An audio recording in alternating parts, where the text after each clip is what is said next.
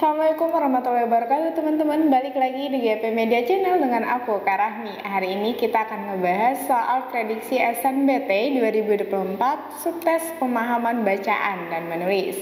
Nah, seperti apa soal dan pembahasannya? Yuk berikut kita simak videonya.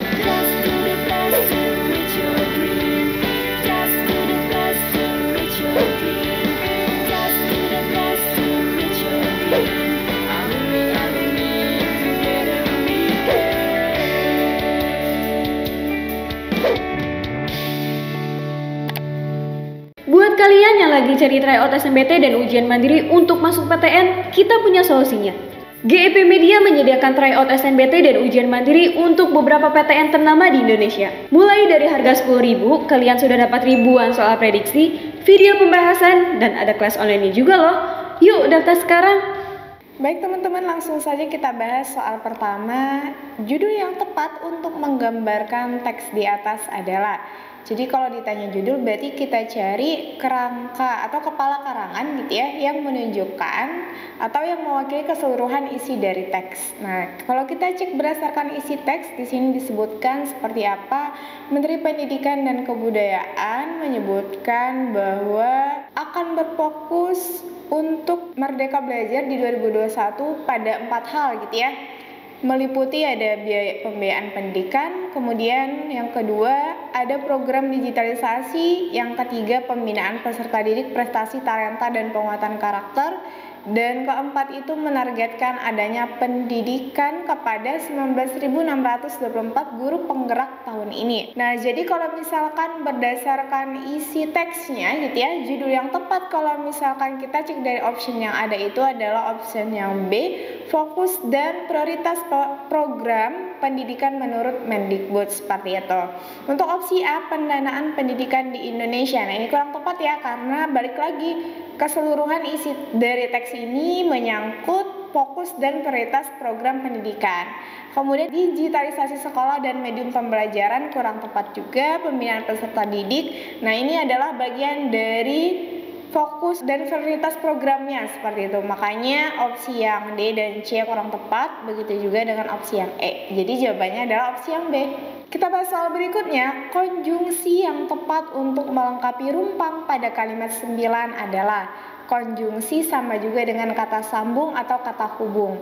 Jadi kita cek di kalimat 9 yang dia butuhkan itu adalah konjungsi di awal kalimat. Berarti kita pakai konjungsi antar kalimat. Untuk menentukan konjungsi yang tepat, cari tahu dulu hubungan kalimat 9 dengan kalimat sebelumnya menyatakan tentang apa.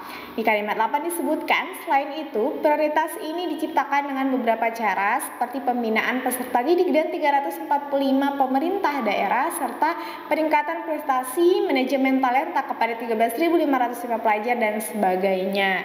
Kemudian di kalimat 9 disebutkan titik-titik untuk fokus keempat, Kemendikbud menargetkan adanya pendidikan kepada 19.624 guru penggerak tahun ini. Nah, teman-teman kalau kita cek gitu ya, hubungan antara kalimat 8 dan dengan kalimat 9 ini gitu ya, menyatakan tentang penambahan informasi. Nah, jadi kalau hubungan yang menyatakan penambahan informasi berarti kita pakai konjungsi, yaitu bisa menggunakan kata selain itu ataupun bisa menggunakan kata sementara itu gitu ya.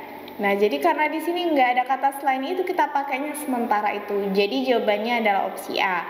Untuk opsi B sehingga, kenapa? Karena sehingga ini biasanya dia menyatakan suatu akibat gitu ya.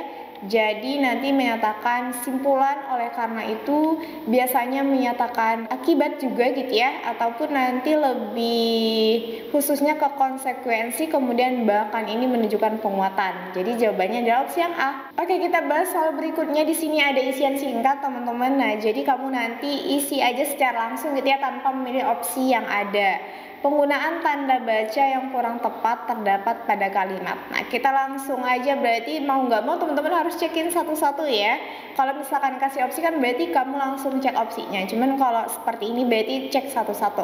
Oke, kita langsung lihat di kalimat pertama. Menteri Pendidikan dan Kebudayaan Mendikbud Nadiem Makarim menyebutkan bahwa titik-titik Merdeka Belajar 2021 akan berfokus pada beberapa hal.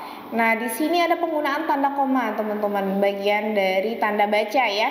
Nah, di sini setelah kata Nadiem Makarim menggunakan tanda koma, seharusnya tidak menggunakan tanda koma. Kenapa? Karena dia mau menyebutkan sesuatu. Jadi kalau misalkan penggunaan tanda koma di sini berarti kepotong. Jadi kurang tepat karena pada dasarnya penggunaan tanda koma itu digunakan di antaranya memisahkan anak kalimat dengan induk kalimat gitu ya. Kemudian setelah konjungsi antar kalimat, kemudian menyatakan suatu perincian. Nah, jadi kalau misalkan kita cek salah satu bagian dari guna atau hal yang menyebutkan untuk tanda baca koma itu kurang tepat seperti itu. Jadi di sini berarti kurang tepat penggunaan tanda komanya gitu ya. Nah, jadi kita cek lagi di kalimat sebelumnya teman-teman. Nah, di kata sebelumnya ada kata Kemdikbud. Nah, ini juga kurang tepat gitu ya penggunaan hurufnya.